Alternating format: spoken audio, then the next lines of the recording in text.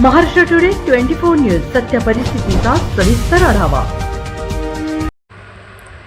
महिलांवरील अत्याचाराविरोधात मुंब्रामध्ये महिलांचा कॅन्डल मार्च। गेल्या काही दिवसांपासून राज्यात महिला आणि मुलींवर होणाऱ्या वाढत्या अत्याचारांच्या निषेधार्थ राष्ट्रवादी काँग्रेस पक्षाचे राष्ट्रीय सरचिटणीस आमदार जितेंद्र आव्हाड यांच्या नेतृत्वाखाली आणि जिल्हाध्यक्ष मनोज प्रधान यांच्या मार्गदर्शनाखाली ठाणे महिला सेलच्या अध्यक्षा आणि नगरसेविका मनीषा भगत यांनी महिला गुन्हेगारांना फाशी देण्याच्या मागणीसाठी मुंब्रामध्ये कॅन्डल मार्च काढला।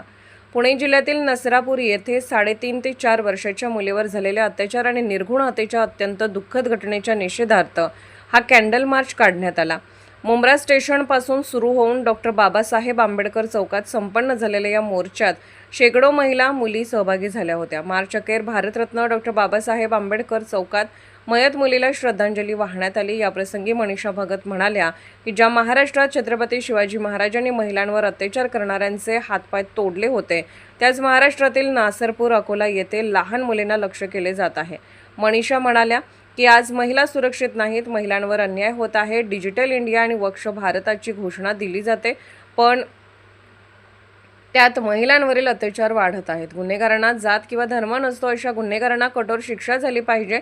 भविष्यात महिला आणि मुलींवर अत्याचार होऊ नयेत यासाठी कठोर कायदे केले पाहिजेत। याप्रसंगी पुण्यातील मुलीला श्रद्धांजली वाहून मोर्चाची सांगता झाली। महाराष्ट्र टुडे मराठीसाठी ब्युरो रिपोर्ट, मुंब्रा, ठाणे।